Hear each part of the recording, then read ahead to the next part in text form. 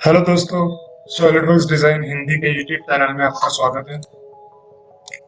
और आज हम देखेंगे कि सॉलिडवर्क्स में जो शीट मेटल पार्ट्स हम डिजाइन करते हैं उन्हें लेजर कटिंग के लिए नेस्टिंग कैसे किया जाए। तो यहाँ आप देख सकते हो कि मैंने कुछ sheet metal components demonstration purpose के लिए बनाया है। इन्हीं शीट मेटल कंपोनेंट्स के फ्लैट पैटर्न्स हम नेस्टिंग करेंगे। तो सबसे पहले इन सारे शीट मेटल कंपोनेंट्स के फ्लैट पैटर्न्स आपको EXF फॉर्मेट में एक फोल्डर में सेव कर देने हैं। उसके लिए आप यहाँ पे लेफ्ट साइड में फ्लैट पैटर्न जो ऑप्शन है वहाँ पे राइट क्लिक कीजिए।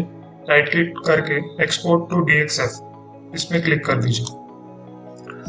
उसके बाद आप उसे रीनेम कर सकते हैं या ऐसे रख सकते हैं और एक फोल्डर में आप उसे सेव कर दीजिए। फिर यहाँ पे ओके बटन पे क्लिक कीजिए। उसके बाद सेव पे क्लिक कीजिए। तो ये 1:1 में फ्लैट पैटर्न आपका सेव हो जाएगा। इसी तरह आपको सारे कंपोनेंट्स के साथ करना है 1 by 1।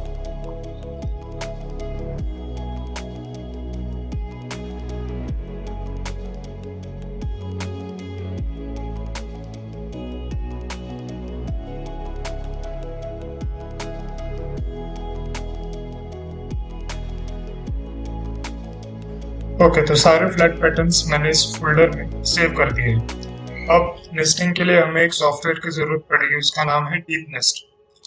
तो डीपनेस्ट एक ओपन सोर्स सॉफ्टवेयर है और बिल्कुल freely without any license available है। गूगल पे जाके आप डीपनेस्ट टाइप कीजिए।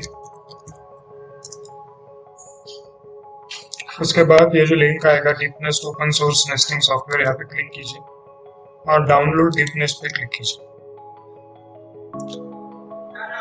डाउनलोड, और यहाँ से आप डाउनलोड कर सकते हैं। फिर सेटअप फाइल सेव होगी और इसे रन करके आप डाउनलोड कर सकते हैं। मैंने पहले ही डीपनेस्ट डाउनलोड करके रखा है तो मैं डायरेक्टली सॉफ्टवेयर को ही ओपन कर देता हूँ। कुछ इस तरह ये सॉफ्टवेयर आपको दिखेगा। बिल्कुल ही सिंपल इसका इंटरफेस है और बिल्कुल ही आसानी से यूज कर सकते हैं आप ये सॉफ्टवेयर। सबसे पहले इंपोर्ट बटन पे क्लिक करने से पहले आपको सेटिंग्स में जाना है। सेटिंग में जो डिफॉल्ट सेटिंग है इन्हें हमें चेंज करना पड़ेगा। तो डिस्प्ले यूनिट्स को mm में रखें। स्पेस बिटवीन पार्ट्स, यानी कि दो पार्ट्स जब नेस्टिंग होंगे तो इतने बीच में मिनिमम कितना डिस्टेंस होना चाहिए ये यहाँ पे इनपुट करना है। तो लेजर कटिंग के लिए रिकमेंडेड है, अगर MS या SS आप लेजर कटिंग करते हो तो उसके लिए रिकमेंडेड है कि मिनिमम 5 mm आप गैप रखे दो पार्ट्स के बीच में।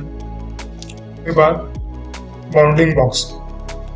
ओके, ऑप्टिमाइजेशन टाइप से यहाँ पे 3 ऑप्शंस दिए गए हैं। आप 1 by 1 सबको ट्राई कर सकते हैं। तीनों के रिजल्ट्स काफी अच्छे आते हैं। उसके बाद यहाँ पे DXF इंपोर्ट यूनिट्स, तो यहाँ पे आपको MM में क्लिक करना है।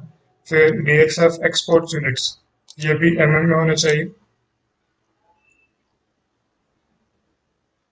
उसके बाद आपको यहाँ ऊपर क्लिक करना है और इंपोर्ट पे क्लिक करना है। और इंपोर्ट पे क्लिक करने के बाद जो सारे फ्लैट पैटर्न्स हमने DXF फॉर्मेट में सेव किए थे इन्हें 1 by 1 इंपोर्ट कर देना। इंपोर्ट करने के बाद आप देखेंगे यहाँ पे इस फ्लैट पैटर्न शो हो रहा है। इसी तरह सारे फ्लैट पैटर्न्स को इंपोर्ट करना है।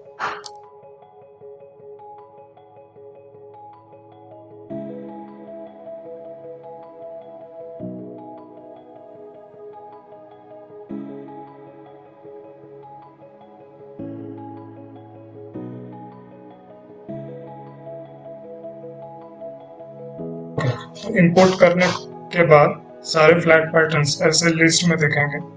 तो यहाँ से आप क्विकली जो है इनके डायमेंशंस वेरीफाई कर सकते हैं। यहाँ पे जो डायमेंशंस दिए गए हैं आप अपने फाइल में जाके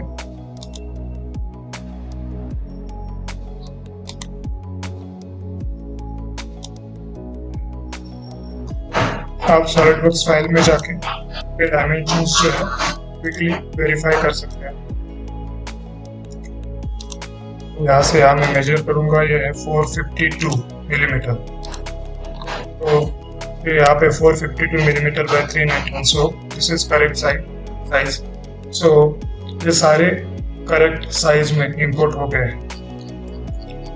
उसके बाद आपको यहाँ पे ऐड पे क्लिक करना है यहाँ पे क्लिक करने के बाद आपको कौन से शीट में इन सारे पार्ट्स को नेस्टिंग करना है उसकी साइज यहाँ पे डालनी है। तो मैं डेमोन्स्ट्रेशन पर्पज के लिए अभी 1000 mm 1000 मिलीमीटर बाय 1000 मिलीमीटर की शीट यहाँ पे डालता हूँ। तो जिस शीट के अंदर आपको नेस्टिंग करना है उसे यहाँ पे आपको सिलेक्ट करना है। तो इस शीट के अंदर ये सारे पार्ट्स जो है नेस्ट हो जाएंगे। तो इनिशियल में एक ही शीट लेता हूँ और इन सारी शीट जो पार्ट्स हैं उनकी कितनी कॉपीज आप क्वांटिटी चाहिए वो आप यहाँ पे वेरी कर सकते हैं। फॉर एग्जांपल ये 2 पार्ट्स मुझे चाहिए, ऐसे मुझे 6 पार्ट्स चाहिए, जितनी भी क्वांटिटी आपको चाहिए वो आप कर सकते हैं। शीट को यहाँ पे सिलेक्ट करने के बाद आप स्टार्ट नेक्स्ट पे क्लिक कर सकते हैं। जैसे आप स्टार्ट नेक्स्ट पे क्लिक करेंगे जेनेटिक एल्गोरिदम बैकग्राउंड में रन होना चालू होगा और नेस्टिंग शुरू हो जाएगी।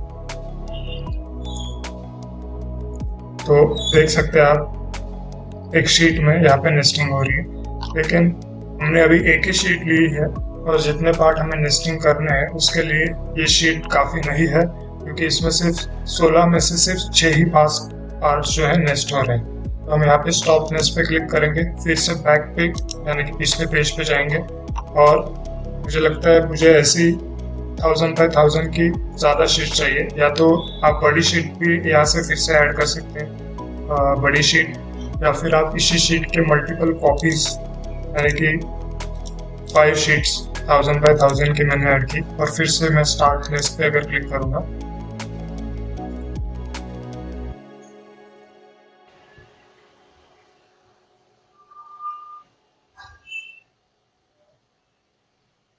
तो आप देख सकते हैं अभी भी 16 में से सिर्फ 12 पार्ट्स नेस्ट हो पाए हैं।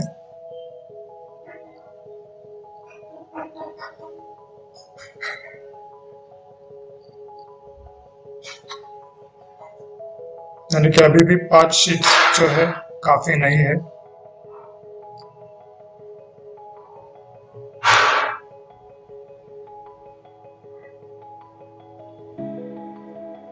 मैं फिर से स्टॉप नेक्स्ट पे क्लिक करूंगा, बैक पे क्लिक करूंगा।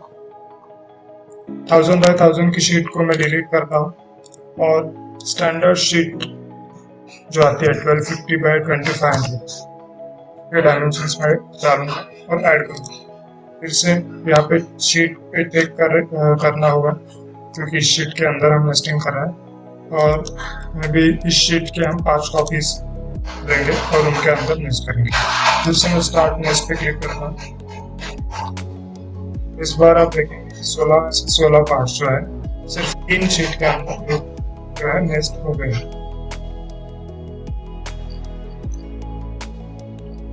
सॉफ्टवेयर जो है मल्टीपल इटरेशंस करता जाएगा, ये मल्टीपल रिजल्ट्स हमें देता जाएगा। यानी कि ये पहला, यहाँ पे मैं क्लिक करूंगा तो ये पहला रिजल्ट है, उसमें इस सॉफ्टवेयर ने कुछ इस तरह से नेस्टिंग की है। ये दूसरा रिजल्ट है जिसमें कुछ अलग तरीके से नेस्टिंग की है। ये तीसरा रिजल्ट है, इसमें कुछ अलग तरीके से नेस्टिंग की है। तो जैसे जैसे इटरेशंस आगे बढ़ेंगे और अच्छे क्वालिटी की नेस्टिंग्स आपको देता रहेगा, लेकिन आपको इनमें से कोई भी एक को सिलेक्ट करना है जो भी नेस्टिंग आपको अच्छे लगे। तो मैं ये नेस्टिंग सिलेक्ट करता हूँ। इसके बाद आपको एक्सपोर्ट पे क्लिक करना है और DXF फाइल पे क्लिक करना है। आपको एज ए DXF फाइल से एक्सपोर्ट करना है। आप कहीं पे भी उसे सेव कर सकते हो।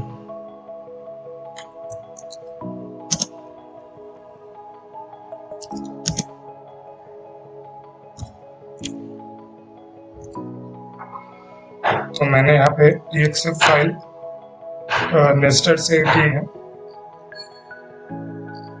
देखिए आगे चल के और अच्छे इटरेशंस ये सॉफ्टवेयर दे रहा है, जिसमें कम से कम हर शीट तो 90% बच रहा है, यानी कि 2 ही शीट में नेस्टिंग हो रहा है। तो ये अब तक की बेस्ट नेस्टिंग है, तो इसे मैं एक्सपोर्ट करूंगा।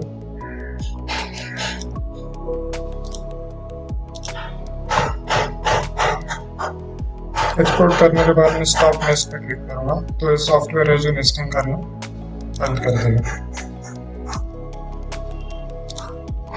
तो यहाँ पे और जो नेस्टिंग की फाइल जो है वो सेव हो गई है। अब आप देखेंगे इस फाइल का कोई भी एक्सटेंशन नहीं है, जबकि हमने इसे DXF में एक्सपोर्ट किया था। तो हमें मैन्युअली यहाँ पे रीनेम करके .dxf एक्सटेंशन इसे देना होगा, तभी ये रिकॉग्नाइज हो पाएगी। तो हमने .dxf इसमें एक्सटेंशन ऐड कर दिया, तो ये यहाँ पे all nested parts DXF file show हो रही है। तो नेस्टिंग फाइल यहाँ पे सेव होने के बाद इस फाइल को आपको ऑटोकैड में क्लीन अप करना पड़ेगा। तो इसके लिए इस फाइल को आप ऑटोकैड में ओपन कीजिए। मैं यहाँ पे राइट क्लिक करता हूँ और open with AutoCAD application okay click करता हूँ।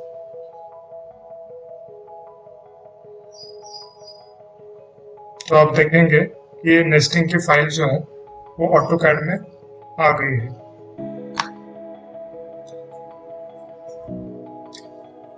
लेकिन जब आप यहाँ पे जूम इन करेंगे तो जहां भी कर्व लाइंस है वहां पे आपको मल्टीपल लाइंस दिखेंगे।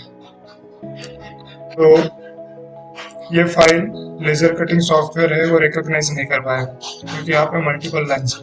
तो इसे हमें थोड़ा क्लीन अप करना पड़ेगा। तो उसके लिए आप सारे कंपोनेंट्स को सिलेक्ट कीजिए और अपलोड कीजिए। उसके लिए आपको शॉर्टकट है एक्स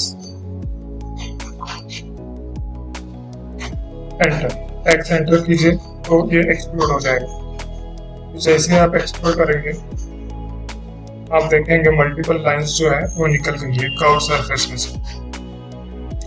अभी भी यहाँ पे कुछ लाइंस एक दूसरे के ऊपर ओवरलैप हो सकती है, तो उसके लिए आपको एक कमांड है, सारे कंपोनेंट्स को सिलेक्ट कीजिए और कमांड लाइन में ओवरकिल टाइप कीजिए, OVERKILL ओवरकिल और एंटर कर दीजिए। ये करने के बाद जो भी यहाँ ऑप्शंस दिख रहे हैं उन्हें ऐसे ही रहने दीजिए और ओके पे क्लिक कीजिए। अब यहाँ पे देखेंगे 255 एंड डुप्लीकेट्स डिलीटेड, तो और सारी की सारी ओवरलैपिंग लाइंस जो है वो डिलीट हो जाएगी। तो आप यहाँ पे चेक कर सकते हैं।